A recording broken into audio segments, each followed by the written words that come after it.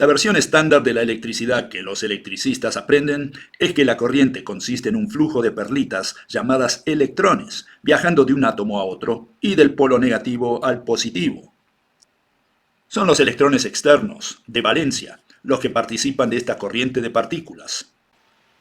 Se dice que lo que induce este flujo es una diferencia de potencial, conocida como voltaje, ampliamente simulada como agua corriendo cuesta abajo. Visualizamos un tanque de agua encaramado en lo alto, conectado a una tubería que termina abajo en un recipiente.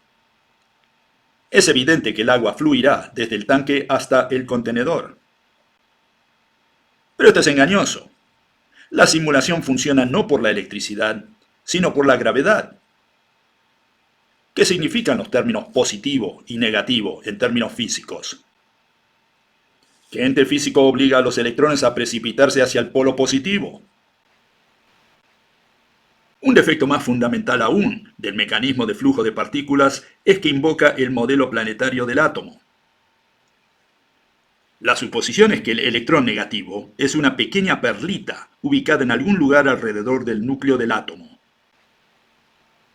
¿Qué objeto físico impide que esta perlita se escape del átomo? ¿Qué ente físico evita que se desplome hasta el núcleo? ¿Y qué sustancia induce a este granito a fluir de un átomo a otro hasta la terminal positiva? Son este tipo de preguntas las que siguen sin respuesta incluso hasta el día de hoy. La hipótesis de la soga propone que el electrón es una membrana que encapsula a la estrellita que llamamos protón. El átomo está tejido por innumerables hilos eléctricos y magnéticos que convergen sobre él desde cada átomo del universo. Cuando un átomo se desliza a lo largo de la soga electromagnética hacia otro, enrolla los dos hilos que forman la soga electromagnética que los interconecta y por donde se propaga la luz. Cuando los dos átomos se encuentran, se unen o se alejan, dependiendo de si sus membranas electrónicas giran en la misma dirección o en direcciones opuestas. Por ejemplo, si ambas membranas giran en el sentido de las agujas del reloj, los átomos se enroscan y forman la molécula de gas H2. Si en cambio giran en direcciones opuestas, los átomos se empujan y la soga entre ellos se regenera. Visualicemos ahora un alambre hecho completamente de átomos de hierro. El átomo de hierro tiene una estructura orbital S2P3 y se ve más o menos como se ve aquí. En el modelo de la soga, los orbitales S y P son globos físicos que encapsulan al núcleo.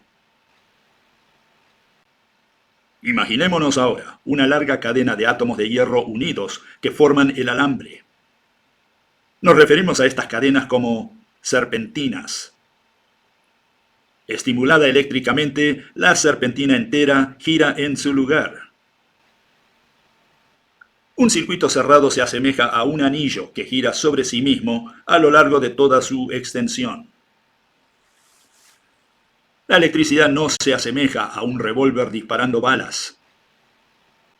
La electricidad se visualiza más apropiadamente como una broca girando en su lugar. En una cámara de vacío, la serpentina se extiende desde el cátodo al ánodo. Para ilustrar el voltaje, veamos brevemente la batería de plomo básica. Hay dos terminales, el conductor, plomo, designado como polo negativo, y el dióxido de plomo, el polo positivo.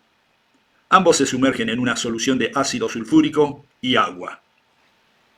La versión oficial es que una reacción química induce a que las perlitas fluyan hacia el polo positivo. Bajo el modelo de la electricidad de la soga, la reacción induce a toda la serpentina que forma el cable a girar en sentido horario desde el punto de vista de la terminal principal. El otro extremo no tiene más remedio que girar en sentido antihorario.